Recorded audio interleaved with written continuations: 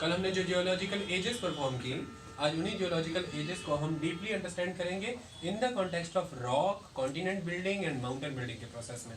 Flora fauna हमारे एजेंडे पे नहीं रहेगा, यानी कि वनस्पतियां, पेड़ पौधे और जानवर। हमारे एजेंडे पर शैल रहेंगी, शिलाएं रहेंगी, पर्वत रहेंगी, चट्टानें। ओके, डन, स्टार्ट करते हैं।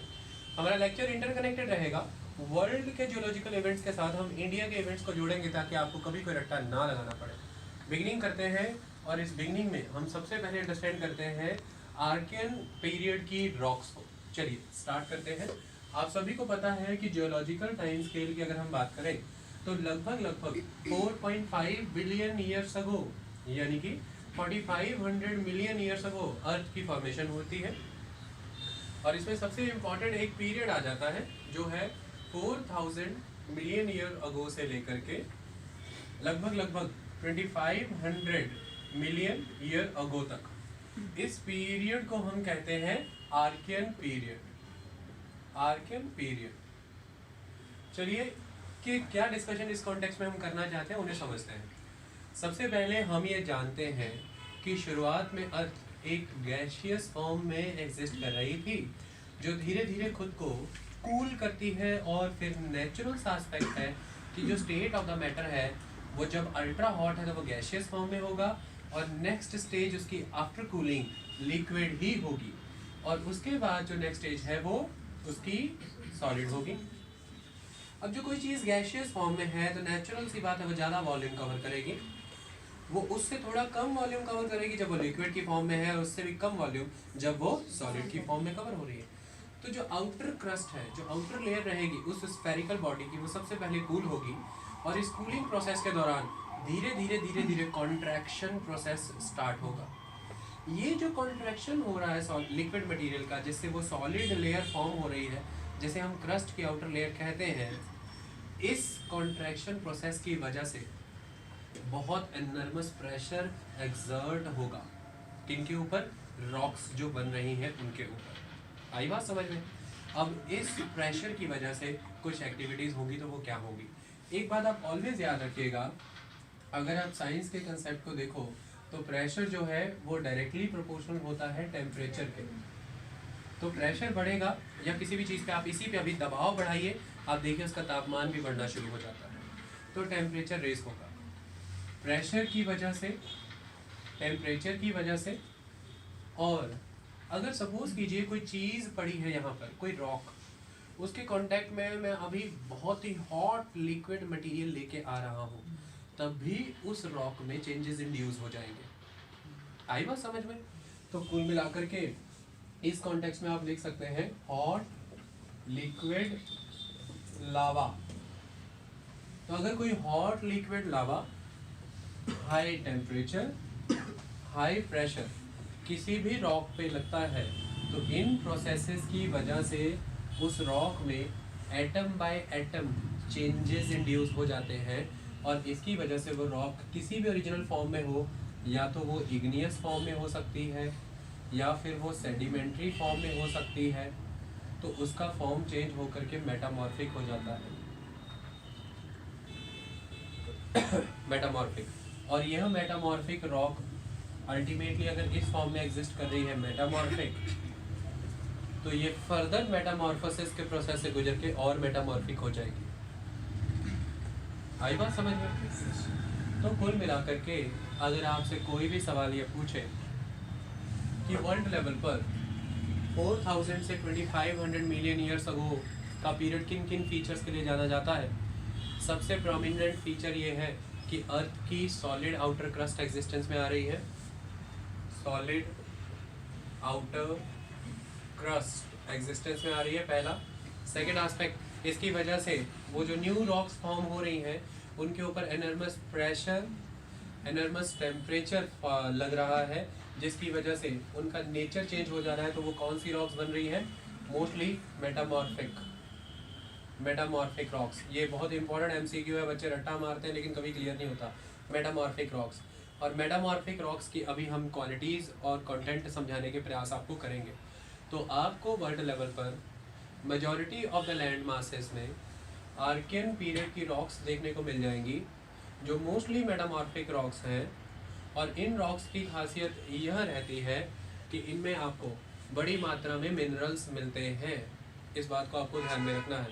तो आर्कियन रॉक्स में आपको बड़ी मात्रा में मिनरल्स मिल जाएंगे। आई बात समझ में? अब हम इसके बारे में कुछ चीज़ें समझते हैं। जब भी आपसे पूछा जाए कि भारत में यह रॉक्स कहाँ एग्जिस्ट कर रही हैं, तो आपको इसका सिंपल आंसर ये करना है कि सबसे ओल्डेस्ट पीरियड है आर्कियन अर्थ की जियोलॉजिकल हिस्ट्री में, और इंडिया का सबसे ओल्डेस्ट लैंड मास है पेनिनसुलर प्लेट्यू। तो आपको कभी गलती का स्कोप ही नहीं रहेगा। देखिए, किसी ज़माने में ये जो पूरा ग्लोब हुआ करता था, ये एक सुपर लैंड मास में एग्जिस्ट करता था। जैसे अलग अलग वर्ड में कोई पैनगिया कहता है, कोई पैनजिया कहता है, तो ये इसका वर्ड हुआ करता था। ये लैंड मास धीरे धीरे ब्रेक हुआ और ये कई सारी डिफरेंट शील्ड में डिवाइड होगा। एक शील्ड नॉर्थ में कहलाएगी लॉरेंशिया, एक बाल्टिक, एक साइबेरियन और एक पूरी नीचे कंबाइंड गोंदवाना। धीरे धीरे धीरे धीरे दो आपको ब्लॉक्स नजर आएंगे, एक नॉर्थ में अंगारा लैंड और एक साथ में गोंदवाना लैंड। इस तरह का एक प्रोसेस अर्थ का चलता रहा। इस प्रोसेस में उस पैंगिया से कुछ हिस्से कभी टूटे, कुछ फिर जुड़े, फिर टूटे और फिर जुड़े। ये पूरी प्रक्रिया चलती रही। अटलांटिक ओशियन जो कभी एग्जिस्ट ही नहीं करता था, वो बना है एक बार जब ओपन हुआ, वो रीजन टूट गया तो बीच में अटलांटिक ओशियन बना, जो आज नॉर्थ में यूरोप और साउथ में अफ्रीका और वेस्ट में उसके नॉर्थ में नॉर्थ अमेरिका और साउथ में साउथ अमेरिका के बीच में आता है एस शेप का। ये अटलांटिक ओशियन फिर से बंद हुआ था और ये फिर से खुला। इस तरह की एक्टिविटीज़ होती हैं। तो कुल मिलाकर के अगर आप भारत की बात करें तो इसी तरह के एक गोंदवाना लैंड जो साउथ का एक रीजन पर्टिकुलरली उन पैंगिया से टूट करके बना, उसका एक हिस्सा हमारा पेनिनसुलर प्लेट्यू है, और वो peninsular plateau oldest land mass है। तो वहाँ पर आपको आर्कियन पीरियड की रॉक्स देखने को मिलेंगी, और ये आर्कियन पीरियड की रॉक जो आपको देखने को मिलेंगी, उसमें जो रॉक्स हैं वो मेटामॉर्फिक नेचर की होंगी। इससे आपके सारे MCQ सॉल्व होते हैं। अगर आप बुक की बात करते हैं तो बुक में ध्यान से आप इस मैप को अब ऑब्जर्व करें। ये आपके सामने मैप बना हुआ है और ये आर्कियन पीरियड का मैप है।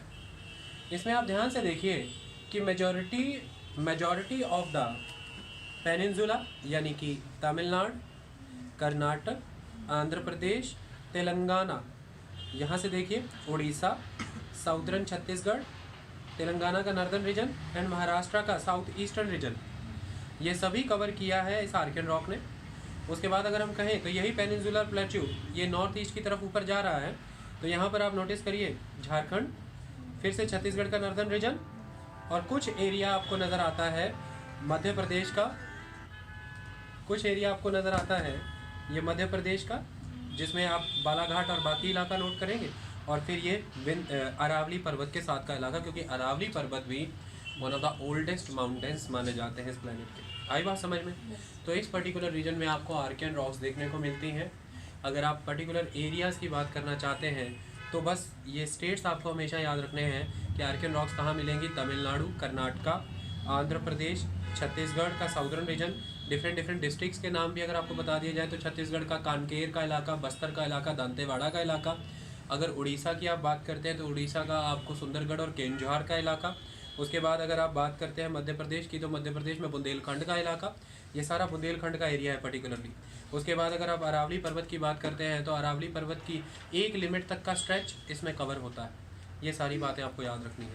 Area defined, time period defined, rocks का नेचर पता लग गया, सारा कंसेप्ट क्लियर। अब हम particular type of rocks understand कर लेते हैं कि इसमें कौन सी रॉक्स आपको देखने को मिलती हैं। तो मेजॉरिटी इसमें आपको दो तरह की रॉक्स देखने को मिलेंगी, और वो रॉक्स है, लिखने में कुछ और है, कहने में कुछ और है। कहने में है नाइस, तो नाइसिस कहते हैं, नाइसिस, GNEISSES, ठीक है। इसको जेनेसिस नहीं कहना है, इट इज़ नाइस। इसका लिखने में मीनिंग ये आएगा, ये प्रोनाउंसिएशन है नाइस, ओके। और दूसरी है शिस्ट, शिस्ट, तो नाइस एंड शिस्ट मिलेंगी रॉक्स आपको मेनली यहाँ पर। आई बात समझ में? नीस कैटेगरी एंड शिस्ट कैटेगरी की रॉक्स मिलती हैं।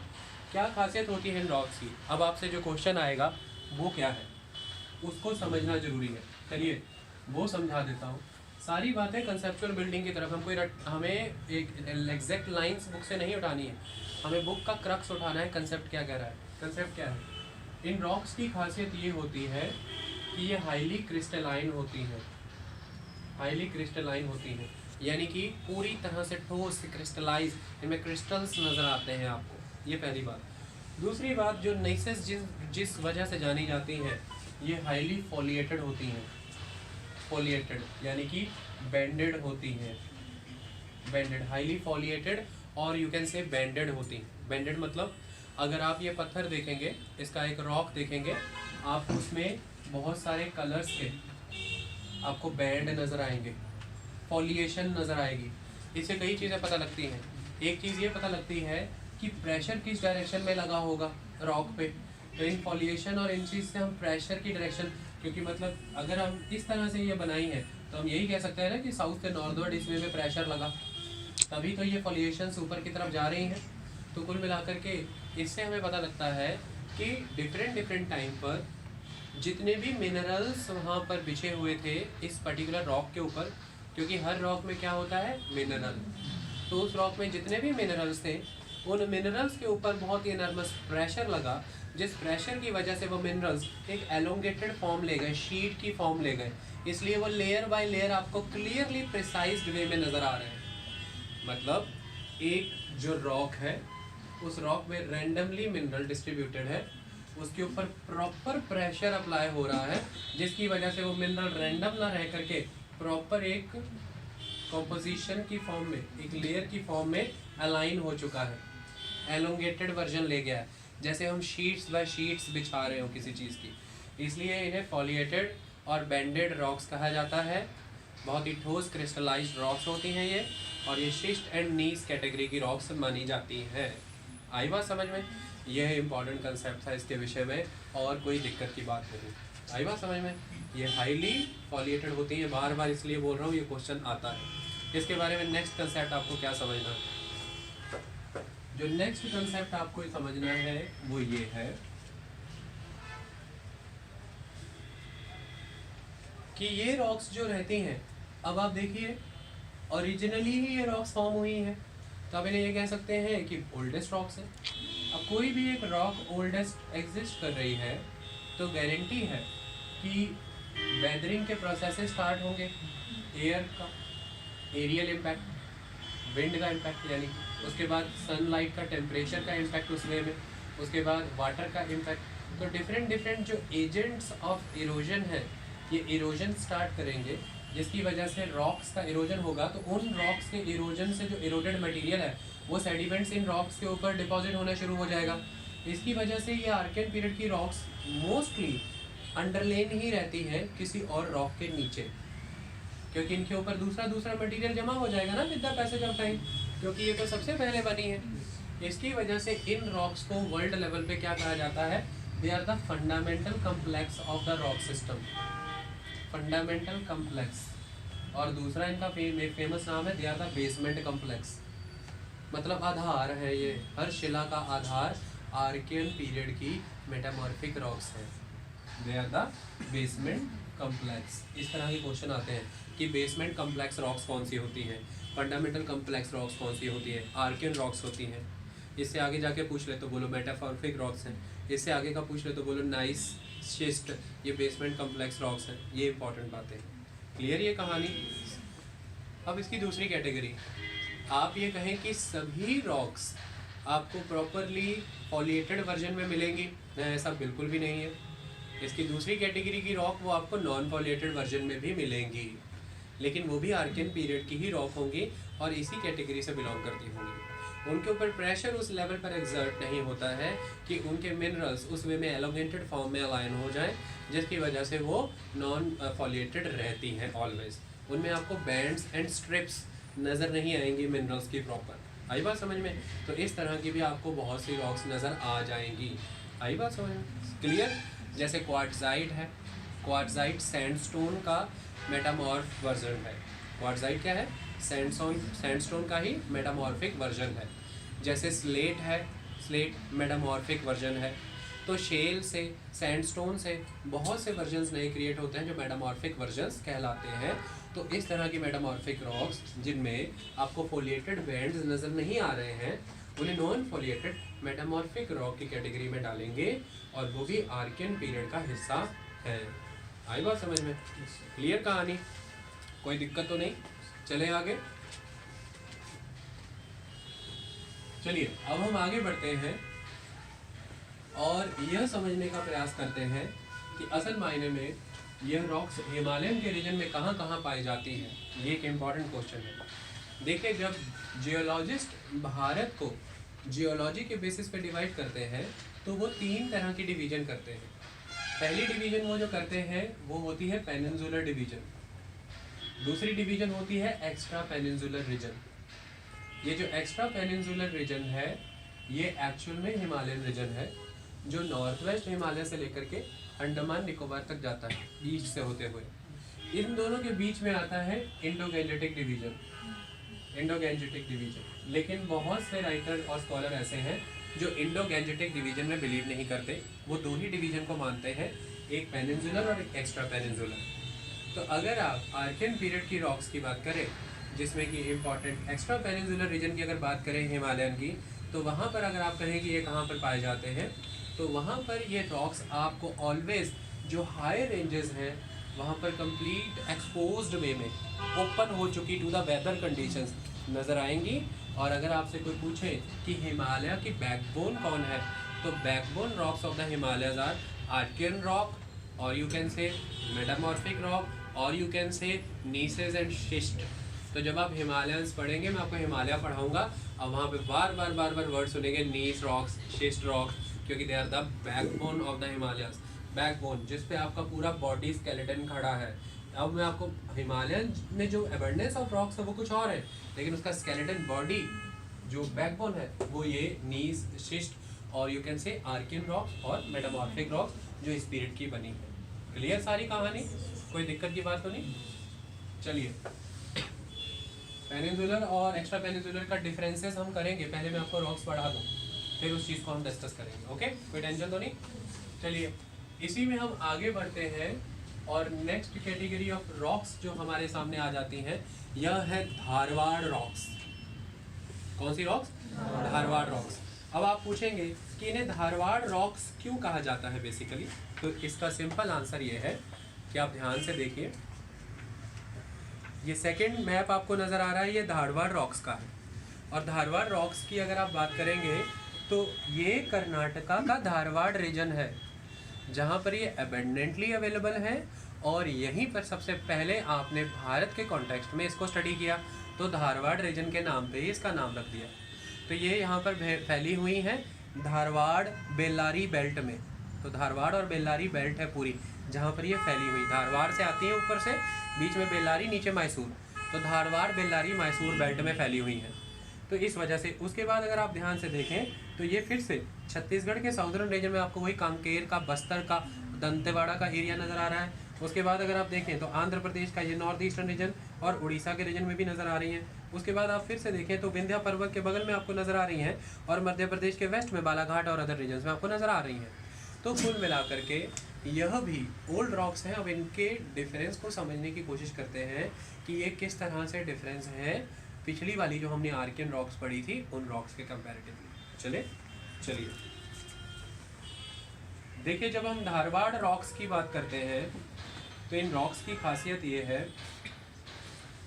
कि ये भी काफ़ी हद तक मेटामॉर्फिक रॉक्स हैं। कौन सी रॉक्स है? मेटामॉर्फिक रॉक्स है। लेकिन इनकी खासियत क्या है? ये मेजॉरिटी सेडिमेंट्री रॉक्स जो ऑलरेडी बन चुकी थी due to the deposition of the sediments, उनका मेटामॉर्फिसिस होकर के जो रॉक्स बनी है ये वो वाली है। आई बात समझ में? तो आपको ऑलवेज क्वेश्चन आएगा कि धारवाड़ रॉक्स की खासियत क्या है।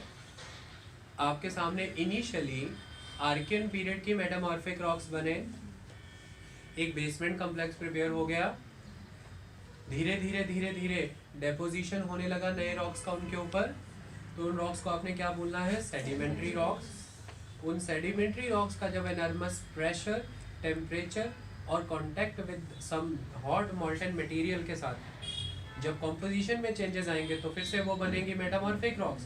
तो वो सेडिमेंट्री रॉक्स जो अपना फॉर्म चेंज कर करके मेटामॉर्फिक रॉक्स बनी है, they are called Dharwar rocks. And that's why on global level the most mineral rich rocks are the Dharwar rocks. Dharwar rocks को आप सबसे मिनरल रिच रॉक्स बोलते हैं, क्योंकि ये बेसमेंट रॉक्स के बाद में रॉक्स बाद में बन रही हैं, और सेडिमेंट्स जो होते हैं उनमें मेजॉरिटी मिनरल साथ में सेटल होते हैं आकर के, और फिर जब उनमें मेटामॉर्फिज्म हो रहा है तो वहाँ से आपको मिल रही हैं रॉक्स। तो आयरन और मैंगनीज, कॉपर, लेड, माइका, जितना आपको मिलेगा वो इन रॉक से मिलेगा, क्योंकि हमने कल पढ़ा था कि यूरेनियम अपनी फॉर्म चेंज करके लेड में कन्वर्ट होता है। यानी कि जो ओरिजिनली रॉक अर्थ के क्रस्ट बनने के साथ एग्जिस्टेंस में आई हैं, उनके जितने भी रीजंस की वजह से फॉर्म्स चेंज हो रहे हैं, और वो रॉक्स जब कहीं पर सेडिमेंट की फॉर्म में डिपॉजिट हो रही हैं तो उनमें जो further temperature, pressure and chemical process की वजह से चेंजेस आ रहे हैं, उन रॉक्स को हम कहते हैं धारवाड़ की रॉक्स। आई बात समझ में? तो देयर कॉल्ड धारवाड़ रॉक्स। किस रीजन में प्रेवलेंट है मैंने बता दिया। ये इकोनॉमिक वैल्यू वाइज क्यों इम्पॉर्टेंट है मैंने बता दिया। अब आपको दो कॉन्टेक्स्ट में क्वेश्चन आएगा। अगर आपसे पूछा जाए इन पर्टिकुलर इंडिया में कौन से रॉक इकोनॉमी वाइज सबसे इम्पोर्टेंट है, तो आंसर होना चाहिए गोंदवाना। अभी कराऊंगा गोंदवाना, क्योंकि हमारा 98% कोल उसमें है। अगर आपको क्वेश्चन आए कि जनरल सेंस में कि इन इकोनॉमिक वैल्यू कौन सी रॉक से इंपॉर्टेंट है, तो उसमें अगर धारवाड़ का ऑप्शन है तो answer should be Dharwar rocks. आई बात समझ में? That is the important aspect. आपके पर्पस के लिए इतना ही इम्पॉर्टेंट था। अब आपको एक क्वेश्चन आएगा, क्या ये एक्सक्लूसिवली सेडिमेंट्री रॉक्स का ही मेटामॉर्फिज्म हुआ होता है? नहीं, कहीं कहीं पर इग्नियस रॉक्स का भी मेटामॉर्फिज्म आपको नज़र आ जाएगा। यानी कि यह वो दौर है धारवाड़ रॉक्स का जब भी इग्नियस रॉक्स भी इंट्रूजन्स, देखिए जब नीचे से मैग्मा वो चैम्बर उठता है, कई बारी वह किसी मेन रॉक के बीच में इंट्रूड करके अपनी डक्ट बनाता है, इंट्रूड करके वहाँ रुक जाता है। जब वो अपने आसपास की रॉक्स में चेंजेस इंड्यूस करेगा तो वो अपने हॉट मॉल्टन स्टेट की वजह से करेगा, लेकिन अगर उसके नियर विसिनिटी में कोई टेम्परेचर, प्रेशर या हॉट मॉल्टन एक्टिविटी होती है तो उसमें भी चेंजेस इंड्यूस होते हैं। तो इग्नियस रॉक के ऊपर भी कई तरह के इम्पैक्ट लगते हैं, तो वो भी अपनी नेचर चेंज करता है। तो कुछ रॉक्स धारवाड़ पीरियड की वह भी हैं जो इग्नियस रॉक भी मेटामॉर्फोसिस होकर के मेटामॉर्फिक रॉक्स बनी है। ओके तो ये आर्कियन पीरियड के अंदर ही पूरी की पूरी रॉक्स आती हैं। और अगर आप भारत के सिस्टम की बात करें, जिस भारत के सिस्टम को हम 4 तरह के रॉक सिस्टम में बांटते हैं, सबसे पहला आर्कियन रॉक सिस्टम जो मैंने आपके सामने रखा, जिसमें 2 कैटेगरी रॉक्स आती हैं। एक तो ओरिजिनली आर्कियन के नेम की नीस एंड शिस्ट रॉक्स, और दूसरी आपके सामने जो सेडिमेंट्री रॉक्स का मेटामॉर्फोसिज्म हुआ है और वो आपके सामने एग्जिस्ट कर रही है धारवाड़ रॉक सिस्टम के नाम पर। आई बात समझ में? क्लियर? और आप ऑलवेज याद रख लेना कि जितनी भी सेडिमेंट्री रॉक्स हैं, चाहे वो सैंडस्टोन है, चाहे वो लाइमस्टोन है, तो आप पेरेंट रॉक को याद रखें। सैंडस्टोन सेडिमेंट्री रॉक है, लाइमस्टोन सेडिमेंट्री रॉक है। इनका मेटामॉर्फोसिस हो करके कौन सी रॉक्स बनेगी उनका नाम याद रखना। जैसे सैंडस्टोन का मैंने आपको बताया था क्वार्टजाइट बनेगा, तो आप बड़ी इजीली किसी भी रीजन की रॉक्स बता सकते हैं कि इस रीजन की रॉक्स क्या है। रट्टा मारने की जरूरत, ऐसे याद मत करो इस रीजन में कौन सा रॉक है। ये याद रखो कि धारवाड़ रॉक कैटेगरी है तो ये सेडिमेंट से मेटामॉर्फोसिस हुआ है, और सेडिमेंट्री रॉक्स की ये 3-4 कैटेगरी हैं, उनका मेटामॉर्फोसिस होकर के ये रॉक बनती है। आई बात समझ में? कोई दिक्कत कभी नहीं आएगी लाइफ में। चलो इस टॉपिक को यहाँ पे बंद करके अब हम नई रॉक सिस्टम में चलते हैं। इसका नाम है पुराना रॉक सिस्टम। पुराना देखो कैसे पुराना, अपनी मर्जी से कुछ भी ना, प्रोटेरोजोइक सीधे पुराना। तो भारत के कॉन्टेक्स्ट में जो प्रोटेरोजोइक रॉक्स हैं उन्हें पुराना रॉक सिस्टम बोला गया है। कभी चिंता में मत आना, कोई दिक्कत नहीं है लाइफ में, एवरीथिंग इज गुड। आइए अब आपके सामने रखते हैं पुराना रॉक सिस्टम। इसका टाइम पीरियड आपकी बुक के अकॉर्डिंग रख देते हैं 1400 से 600 मिलियन ईयर्स अगो तक। और आपको पता है 600 मिलियन ईयर्स अगो क्या शुरू हो जाएगा? Cambrian period. और यहाँ से शुरू हो जाएगा आपका द्रविडियन रॉक सिस्टम, भारत वाला, नई रॉक्स जो आप जानते हो। तो चलिए यहाँ से बात करते हैं 1400 से 600 मिलियन ईयर्स अगो वाला, इतना कंसेप्ट पहले वाला सारा क्लियर। इसमें अब आपको दो तरह की रॉक्स देखने को मिलेंगी। सबसे इम्पॉर्टेंट पहले जो आपको देखने को मिलेगी वो मिलेगी कुडप्पा रॉक सिस्टम, जो बुक में भी आपके बनाई हुई है। तो चलिए पहले कुडप्पा का मैप और एरिया देख लेते हैं। कुडप्पा रॉक सिस्टम, ध्यान से देखिए, अगर आप कुडप्पा रॉक सिस्टम का मैप देखेंगे, ये आपके सामने कुडप्पा रॉक है, क्लियर। इस कुडप्पा रॉक को देखिए तो आपको एक क्रेसेंट बनता नजर आता है आंध्र प्रदेश के रीजन में, और ये जो क्रेसेंट है ये लगभग ओशियन की तरफ कनकेव शेप ले रहा है। देखिए ओशियन टूवर्ड्स इसने कनकेव शेप ले रखी, ये बात क्लियर। दूसरा इसका इम्पोर्टेंट एस्पेक्ट देखिए, ये भी वहीं छत्तीसगढ़ के कानकेर, बस्तर और दंतेवाड़ा इलाके में फैला हुआ है। उसके बाद हम देखें तो नॉर्थ में भी है थोड़ा सा, केओनझाड़ के इलाके में, क्लियर।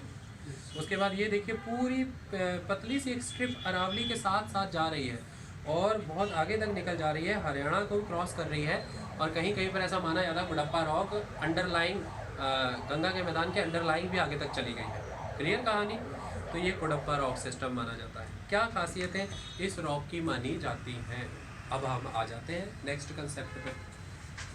आज की डेट में अगर आपसे पूछा जाए कि कुडप्पा एंड विंध्यन रॉक्स कौन सी रॉक्स से बनती हैं, कौन सी मेन रॉक्स हैं, तो ये जो पर्टिकुलर क्रेसेंट आपने देखा था कुडप्पा रॉक का, इस पर्टिकुलर रीजन के जस्ट वेस्ट में जहाँ पे ये कंसंट्रेट हुई है, जस्ट वेस्ट में मान लीजिएगा एक बहुत बड़ा पानी का जलाशय था, सिंक लाइन, एक सिंक लाइन बना हुआ था, इसमें पानी जमा हो रहा था, उसमें आकर के उसकी बगल में जो हाईलैंड है वहाँ से सारे सेडिमेंट्स डिपॉजिट हो ही जा रहे हैं, और ओशियन की तरफ से प्रेशर लग रहा है, इसलिए तो ओशियन की तरफ कॉनकेव है।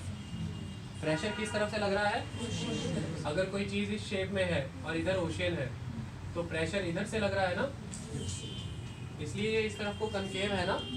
तो कुल मिलाकर के ये जो कुडप्पा श्रेणी की रेंजेस हैं, ये कुडप्पा श्रेणी की रेंजेस सेडिमेंट्री रॉक्स की रेंजेस मानी जाती हैं। इस बात को आपको मानना है। कौन सी रॉक्स हैं, सेडिमेंट्री रॉक्स की श्रेणी में आती हैं। और सेडिमेंट्री रॉक्स मैं आपको बता चुका हूँ कौन कौन सी रॉक्स हैं, अभी मैंने आपको क्लियर किया, क्योंकि जहाँ पर ये रॉक्स डिपॉजिट हुई उसकी ईस्ट वर्ड हम देखेंगे तो मेन लैंड्स और वेस्ट वर्ड पानी का डिपॉजिट है। तो यहाँ से सारा का सारा मटेरियल इरोड होकर के इस पर्टिकुलर सिंक लाइन में आके डिपॉजिट होना शुरू हुआ, जिसकी वजह से यहाँ पर आपको सेडिमेंट्री रॉक्स देखने को मिल जाती हैं। ये एक इम्पॉर्टेंट एस्पेक्ट है। क्लियर है कहानी, कोई दिक्कत की बात तो नहीं। ये ऐसा क्यों हो रहा है इसके लॉजिक भी अभी समझ आ जाएंगे, मैं सब समझा दूंगा, क्योंकि ट्रांसग्रेशन ऑफ द सी होगा, समुद्र आगे की तरफ बढ़ेगा, ये एक इम्पॉर्टेंट बात है। क्लियर कहानी। इसी तरह का सिस्टम जहाँ जहाँ पर भी ये कुडप्पा रॉक्स मेनली पाई जाती हैं वहाँ वहाँ पर हुआ है। इसको आप सेडिमेंट्री रॉक की कैटेगरी में रखेंगे, दैट्स इट। इससे ज़्यादा याद करने की समझने की नीड ही नहीं है। अगला एस्पेक्ट आता है Vindhya rock system. Vindhya rock system, Vindhya rock system की अगर हम बात करें तो ये देखिए आप मैप नंबर 4 देख लीजिए, यहाँ पर पेज नंबर 14 बुक में। ये विंध्या रॉक सिस्टम बिहार के सासाराम तक जाती है। बिहार के सासाराम से सीधा आप यहाँ पर देख सकते हैं, ये पूरा मध्य प्रदेश को ट्रैवर्स करके यहाँ तक आई राजस्थान तक। तो राजस्थान से लेकर के बिहार के सासाराम तक इस पर्टिकुलर सारे रीजन में विंध्या रॉक सिस्टम फैला हुआ है। ये गुजरात तक भी जाता है। तो इस विंध्या रॉक, और ये साउथ में भी आप देख सकते हैं, यहाँ पर कर्नाटक के रीजन में, और यहाँ पर फिर से आपको नज़र आ रहा है छत्तीसगढ़ के उसी रीजन में बीच में पतला सा। इस रॉक सिस्टम की भी खासियत क्या है, इस पर्टिकुलर रॉक सिस्टम में भी आपको लाइमस्टोन मिलता है, इस पर्टिकुलर रॉक सिस्टम में भी आपको सैंडस्टोन्स मिलते हैं। ये एक इम्पॉर्टेंट एस्पेक्ट है, और ये भी फिर से वही कहानी कि सेडिमेंट्री रॉक के फॉर्मेशन से बनी है। विंध्या रॉक सिस्टम की एक सबसे बड़ी खासियत है कि विंध्यन कम्प्लेक्स जितना भी है सारा, वहाँ पर आपको बाद के समय में फॉल्टिंग प्रोसेस भी नज़र आएगा, जहाँ पर फॉल्टिंग हुई है, यानी कि दो लैंड मासेस, ये मान लीजिए लैंड है तो बीच का लैंड डाउन थ्रस्ट हो गया है और बाकी दोनों लैंड ऊपर ही खड़े रह गए, इसलिए यहाँ पर डाउन थ्रस्टेड वैली बनी है जिसे रिफ्ट कहते हैं, दरार, रिफ्ट वैली। इसी रिफ्ट वैली से नर्मदा फ्लो करती है, इसी रिफ्ट वैली से नर्मदा फ्लो करती है। आई बात समझ में? तो कुल मिलाकर के यह विंध्या के बारे में खासियत। अब यही एक कारण है कि ये जो रिफ्ट वैली क्रिएट हुई है, तो इसीलिए इंडिया के लैंड मास का टिल्ट वेस्ट से ईस्ट है, लेकिन नर्मदा ईस्ट और ताप्ती भी ईस्ट को फॉलो करती, क्योंकि वो रिफ्ट वैली से बह रही है। धरती वहाँ से नीचे ढह गई, तो इसलिए इसे फॉल्टिंग कहते हैं। जहाँ पर धरती मुड़ती है, हिमालय बनते हैं, वहाँ फोल्ड है, और जहाँ पर डाउन थ्रस्ट कर जाए वो फॉल्ट है। Faulting and folding, two important endogenetic processes. आई बात समझ में? तो that's why it is important, that's it. अब हम आते हैं कुछ कंसेप्ट्स और कुछ खूबसूरत चीज़ों पर, क्योंकि हमारी अगला टाइप ऑफ रॉक्स है that is Dravidian rock system. उसके बाद हमें पढ़ने हैं आर्यन रॉक सिस्टम। ख़त्म, बुक के कॉन्टेक्स्ट में जाना नहीं, सारी कहानी यहाँ से समझो। अब मैप का रोल भी ख़त्म हो गया है और कंसेप्ट भी, अब टेंशन नहीं। अब समझिए कुछ बातों को और कुछ कहानियों को। देखिए, जब हमने कल स्टडी किया था उसमें मैंने आपको यह पढ़ाया था कि फेनेरोजोइक ईओन है। ईओन होते हैं पहले, then eras, then periods, then epochs, then ages. अब अगर हम बात करें तो हमारे सामने सबसे टॉप पे ईओन कौन से थे? 4 हमारे सामने। पहला था हेडियन, फिर आर्कियन, फिर प्रोटेरोजोइक और फिर फेनेरोजोइक। हमने आर्कियन भी डिस्कस कर लिया, हमने प्रोटेरोजोइक भी डिस्कस कर लिया under the name of the पुराना रॉक सिस्टम। अब हम कहाँ आ रखे हैं? फेनेरोजोइक। अब ये जो फेनेरोजोइक होता था, इसको हमने किस वे में डिवाइड कर रखा था? इसको हमने 3 पीरियड्स में डिवाइड, 3 एराज में डिवाइड किया था। पहला एरा कौन सा था? पैलियोजोइक। दूसरा कौन सा था? मीसोजोइक। और तीसरा कौन सा था? सेनोजोइक। अब यहाँ से कहानी बहुत मेन शुरू हो जाएगी और अब हमें तरीके से सब समझना है। हमें ब्रॉड करना होगा पैलियोजोइक को। मैं मीसोजोइक और सेनोजोइक को छोटा कर देता हूँ, क्योंकि अभी हमें पैलियोजोइक समझना है, ठीक है? तो ये सारा बड़ा बड़ा हमने कर दिया पैलियोजोइक, लेकिन अभी भी हम यहाँ पे लिखेंगे जरूर छोटे छोटे, ताकि आपको पता लग जाए। मीसोजोइक और सीनोजोइक, इन्हें अभी जूम इन करेंगे। सीनोजोइक, पहले हम पैलियोजोइक को जूम इन करते हैं। अब जब हम पैलियोजोइक को पढ़ रहे थे तो यहाँ पर भी हमारे सामने कंसेप्ट बिल्कुल क्लियर था कि इसके फर्दर हमने पीरियड्स कौन से बनाए थे पैलियोजोइक के। तो पैलियोजोइक का सबसे पहला पीरियड था कैम्ब्रियन। अब कंसेप्ट समझते हैं। देखिए, अब से ये जो पीरियड है, इसको आप प्रॉपर बुक, जो लास्ट लेक्चर उसमें 542 मिलियन ईयर्स बताया था, इसकी जो एक ब्रॉडर बाउंड्री लेते हैं वो लगभग हम 600 मिलियन ईयर्स से लेते हैं, 600 मिलियन ईयर्स को। और मैंने आपको बताया भी है कि पुराना rock system 1400 million years ago से 600 मिलियन ईयर्स अगो था। अब इसको समझने का प्रयास करो। 600 मिलियन ईयर्स अगो वो टाइम है जब बड़े पैमाने पर लाइफ एग्जिस्टेंस में आएगी। इसके पहले तक आप सिंगल सेल ऑर्गेनिजम्स तो देख रहे थे, लेकिन आपने बड़े पैमाने पर मल्टी सेलुलर ऑर्गेनिजम्स के बेसिस पे जो एक लाइफ होती है वो नहीं देखी थी। इसी वजह से अब हमने एक बाउंड्री डिसाइड कर ली है प्रीटोरोजोइक और पैलियोजोइक पीरियड के बीच में। और पैलियोजोइक पीरियड से हम बिगनिंग करने जा रहे हैं इस एरा के फर्दर जितने भी पीरियड्स की। तो पहले पीरियड को समझते हैं और उसके रिलेटेड बहुत सी कहानियां हैं। पहला पीरियड है कैम्ब्रियन पीरियड। मैंने आपको बता दिया था कि पहले वेल्स को कैम्ब्रियन कहते थे, ब्रिटेन की टेरिटरी। कैम्ब्रियन पीरियड की अगर हम बात करें, इसका टाइम कहाँ से कहाँ तक होगा?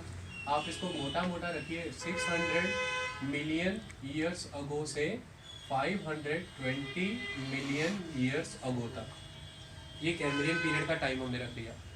अब हम समझते हैं इस पीरियड के दौरान होता क्या है।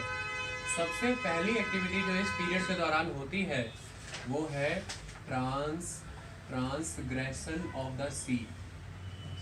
ट्रांसग्रेशन ऑफ द सी, समुद्र का स्तर बढ़ेगा, समुद्र स्थल की तरफ बढ़ेगा, माने कि जो लैंड है वो थोड़े थोड़े सबमर्ज होने शुरू होंगे। ये पहली बात क्लियर। सेकंड एस्पेक्ट, यह वो पर्टिकुलर टाइम है जिस समय में आपको प्रॉपर मरीन ऑर्गेनिजम्स अब देखने को मिल जाएंगे। ये सेकंड इम्पॉर्टेंट एस्पेक्ट है। तो मरीन ऑर्गेनिजम्स आपको देखने को मिल जाएंगे। और इसी पीरियड में आपको सबसे ओल्डेस्ट और या कह सकते हैं फर्स्ट जो मेन आपके पास रिकॉर्ड है फॉसिल्स का मिलेगा। ओल्डेस्ट या फर्स्ट रिकॉर्ड ऑफ फॉसिल्स आपको मिलेगा, फर्स्ट फॉसिल रिकॉर्ड। अब आपको कुछ कंसेप्ट समझ गए हैं। जब मैंने कैम्ब्रियन पीरियड में आपको बताया है ट्रांसग्रेशन ऑफ द सी होगा, इसकी वजह से अब कुछ चेंजेस इंड्यूस होने शुरू हो जाएंगे ग्लोबल लेवल पर, कंसेप्ट चेंज होने शुरू हो जाएंगे, जिसका इम्पैक्ट आपको इसके नेक्स्ट पीरियड में नज़र आएगा। और इसके नेक्स्ट पीरियड को हम क्या कहते थे? Ordovician period. वेरी गुड, आपको ये सब खुद ही याद कराना है, मैं आप ही से पूछूंगा। Next period is Ordovician period. इसका टाइम हम क्या रखेंगे? लगभग 520 मिलियन ईयर्स अगो से लगभग 490 मिलियन ईयर्स अगो तक ऑर्डोविशियन पीरियड का टाइम है। ये कौन सा पीरियड है? जब majority of the land under the ocean चला गया। ओके, यानी कि almost half of North America under the water था, half of North America under the water था। अब इस तरह की एक्टिविटी का सबसे इम्पॉर्टेंट इम्पैक्ट ये पड़ेगा कि बड़े पैमाने पर जो अब तक लैंड हुआ करते थे वो पानी के भीतर सबमर्ज हो चुके हैं। तो जो जितनी नई मरीन लाइफ डेवलप हो रही है और उस ज़मीन के ऊपर जो भी एग्जिस्ट करता था पहले, वो सब पानी में दब गया है। और उस ज़मीन से बह कर के आने वाली नदियाँ उस पानी में दबे हुए मलबे के ऊपर नया नया मटेरियल ला करके जमाना शुरू कर देंगी। तो जितना ज़्यादा मटेरियल उसके ऊपर जमेगा उतना सुपर इनकम्बेंट लोड बढ़ेगा, उससे उतना प्रेशर बढ़ेगा, उससे उतना टेम्परेचर बढ़ेगा, और वो जो अंडरलाइंग मटेरियल है उसकी नेचर एंड कॉम्पोजिशन में चेंजेस आएंगे। और अब आपको आज की डेट में जो एग्जिस्ट कर रही मोस्ट एक्सटेंसिव सेडिमेंट्री रॉक्स देखने को मिलेंगी। और जितने भी कोल, ऑयल, गोल्ड के जितने भी रिजर्व्स हैं वो आपको देखने को मिलेंगे, क्योंकि कोल और other fossil products, petroleum product ये आपको सेडिमेंट्री रॉक्स में ही मिलते हैं। वो तभी हो सकता था अगर ट्रांसग्रेशन ऑफ द सी होगा और उसमें बहुत सारा लैंड एरिया सबमर्ज कर जाएगा। तो ये सारा कुछ बड़े पैमाने पर ऑर्डोविशियन पीरियड के दौरान शुरू हो चुका है। और यह वो पीरियड है जब हाई लेवल पर आउटबस्ट हो जाएगा ट्राइलोबाइट्स का, जिनको मैंने कल भी बताया था। जिन ट्राइलोबाइट्स को हम क्या कहते हैं? इन्वर्टेब्रेट्स, खास तरह के जो समुद्री जीव हैं। ये एक इम्पॉर्टेंट बात है, तो ट्राइलोबाइट्स याद रखिएगा। तीसरा पीरियड कौन सा पीरियड था? Silurian period. इस पीरियड की डेट क्या है? लगभग ये पीरियड 490 से लेकर के 490 मिलियन ईयर्स अगो से 440 मिलियन ईयर्स अगो तक एग्जिस्ट करता है। आज सारी डेट्स क्लियर हो रही हैं, ये डेट्स याद रखनी है। क्या होगा इस पीरियड के दौरान? एक्चुअल में इस पीरियड के दौरान कुछ चेंजेस होंगे। सबसे पहले पहली बार पृथ्वी पर सांस लेने वाला जीव एग्जिस्ट करेगा, यानी कि जीव में लंग्स आ जाएंगे, फेफड़े आ जाएंगे, और मछली जो है वो पूर्ण रूप से एग्जिस्टेंस में आएगी सिल्यूरियन पीरियड में। और आप जानते हैं कि फिश अपने गिल्स से सांस लेने का काम करती है। आई बात समझ में? तो सांस लेने वाले जीव एग्जिस्टेंस में आ जाएंगे, फिश। और यहीं से फिर ट्राइलोबाइट्स का पतन भी शुरू होगा, क्योंकि फिश और बाकी जीव उन्हें खा जाएंगे, खत्म करेंगे। ये आप कंसेप्ट जानते हैं, ये बात क्लियर।